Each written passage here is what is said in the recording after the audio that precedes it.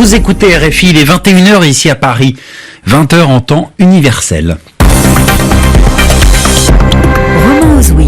Bonsoir à tous, bienvenue dans votre journal en français facile. Présenté ce soir en compagnie de Sylvie Berruet. Bonsoir Sylvie. Bonsoir Romain, bonsoir à tous. À la une ce soir, pas de changement dans le confinement en France face à la pandémie de coronavirus. Le Premier ministre Jean Castex a tenu ce soir une conférence de presse. Il annonce le maintien du dispositif actuel jusqu'au 1er décembre et il prévient qu'il ne pourra pas y avoir de grandes fêtes à l'occasion de Noël et du jour de l'an. Le groupe État islamique revendique l'attentat de Jeddah en Arabie Saoudite. Cette attaque a fait plusieurs blessés hier dans le cimetière non musulman de la ville. 10 militants de l'opposition arménienne arrêtés. Ils sont accusés d'avoir participé à des manifestations violentes après la conclusion d'un cessez-le-feu dans le Haut-Karabakh. Et puis à la fin de cette édition, nous vous parlerons de la fête des célibataires, qui est tout sauf une fête pour trouver l'âme sœur, c'est-à-dire le partenaire idéal. Le journal en français facile. En France, les règles de confinement vont rester les mêmes pendant encore au moins 2 semaines. Et oui, c'est le Premier ministre Jean Castex qui l'a annoncé ce soir à l'occasion d'une conférence de presse qui faisait suite à un conseil de défense. Cela veut dire que les établissements scolaires vont rester ouverts, mais que les commerces non essentiels seront toujours fermés. Il est trop tôt pour alléger le dispositif, a dit Jean Castex. Je vous propose de l'écouter. Notre stratégie de confinement semble produire les premiers effets attendus, même si nous devons rester très prudents. Il serait irresponsable de lever ou même d'alléger le dispositif dès maintenant. Nous avons donc décidé ce matin de maintenir inchangées, au moins pour les 15 prochains jours, les règles du confinement. Je sais ce qu'est l'angoisse des commerçants qui n'aspirent qu'à pouvoir travailler. Mais ce moment n'est pas encore venu. Cette décision, je la prends en responsabilité. Elle est lourde et difficile, mais mon rôle n'est pas aujourd'hui dans le sens de la facilité, de céder à la pression, de faire ce qui serait espéré par beaucoup, et je les comprends, au risque de tout compromettre et de nous obliger à refermer dans 2 semaines et peut-être pour tout le mois de décembre. Jean Castex, le Premier ministre français. Alors à propos justement du mois de décembre, Jean Castex a dit qu'il espérait un nouvel allègement du confinement au moment des vacances de Noël, mais il prévient qu'il ne sera pas, je cite, raisonnable d'organiser de grandes fêtes à plusieurs dizaines de personnes. Et puis sur le plan sanitaire, le Premier ministre a confirmé un ralentissement des contaminations, mais un ralentissement qui doit être confirmé et qui pour le moment n'a pas réduit le nombre d'hospitalisations. En Arabie Saoudite, le groupe État islamique revendique l'attentat qui s'est produit hier au cimetière non musulman de Jeddah. Oui, une attaque qui a fait au moins 2 blessés. Ce soir, le prince héritier promet une main de fer contre les extrémistes, c'est-à-dire la fermeté extrême. La fermeté, c'est également ce qu'avait prôné un peu plus tôt dans la journée le roi d'Arabie Saoudite, et cela sur un tout autre sujet, à propos de l'Iran. Hier, dans le journal en français facile, on évoquait les relations entre l'Iran et les États-Unis qui semblent tendre vers l'apaisement avec l'élection de Joe Biden à la Maison-Blanche.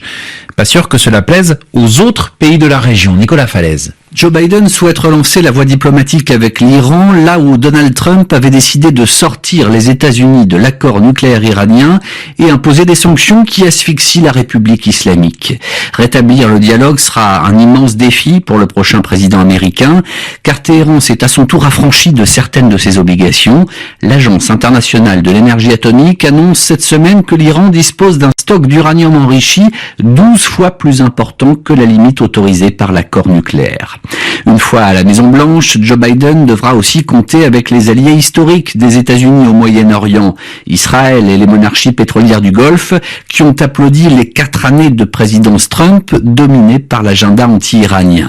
En Arabie Saoudite particulièrement, on guettera chaque signe d'évolution sous l'administration Biden, là où Donald Trump a apporté un soutien sans faille à Riyad, malgré la désastreuse guerre au Yémen et malgré l'assassinat du journaliste saoudien dissident Jamal Khashoggi.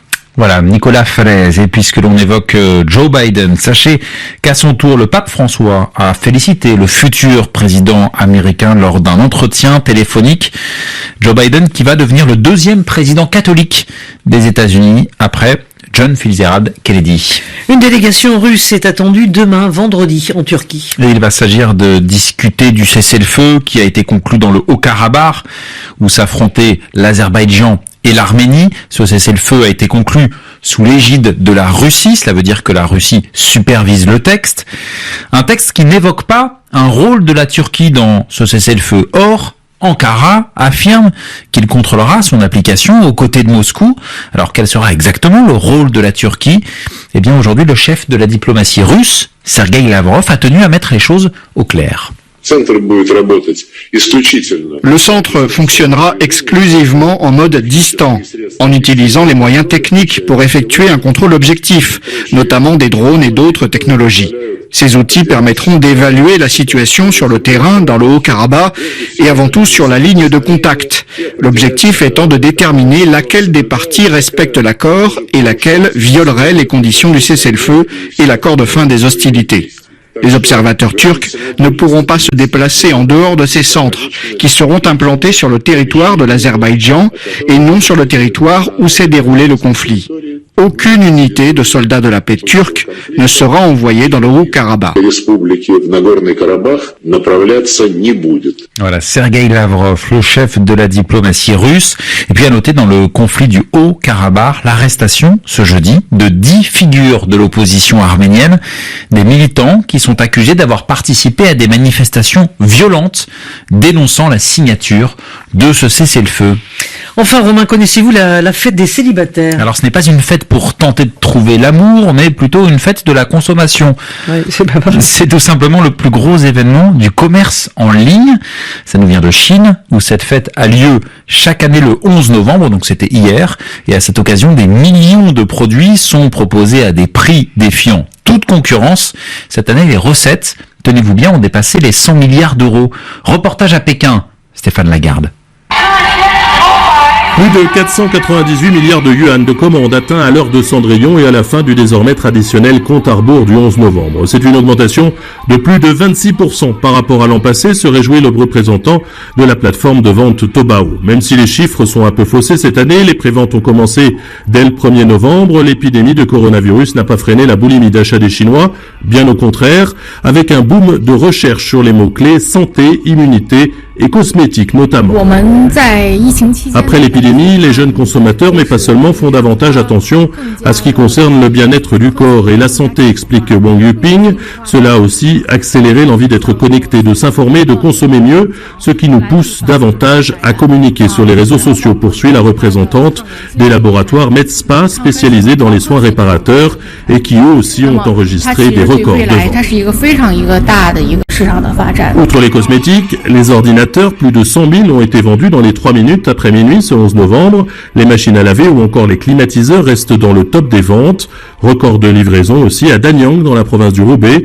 Une certaine Madame Zheng a reçu son colis 15 minutes après avoir payé sa commande. Stéphane Lagarde, Pékin, RFI. Enfin, on va passer au sport, au tennis, avec le tirage au sort du Masters qui a été effectué ce soir. Mais le Masters qui réunit les 8 meilleurs joueurs du monde.